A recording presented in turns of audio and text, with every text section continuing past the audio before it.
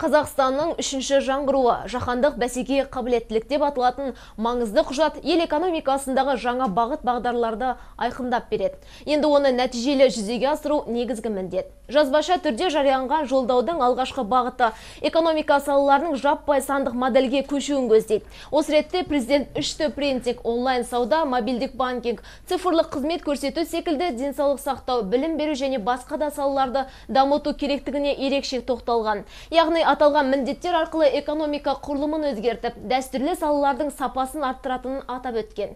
Сондықтан үкіметке цифрлық Қазақстан деген атаумен жаңа бағдарлама әзірлеу және IT саланы дамыту міндеттеліп отыр. Сондай-ақ елбасы жолдауында өнеркәсіп, агроөнеркәсіптік кешен, көлік пен логистика, құрылыс секторы және басқа салалардағы еңбек өнімділігін арттыру қажеттігі айқындалған. Мұндағы басты мақсат 4-ші өнеркәсіптік революция элементтерін жаппай енгізу арқылы кәсіпорындарды автоматтандыру, роботтандыру және жасанды интеллект қалыптастыру. Елбасымыз Нұрсұлтан Әбішұлы Назарбаев өзінің кезекті Қазақстан халқына жолдауын жариялады.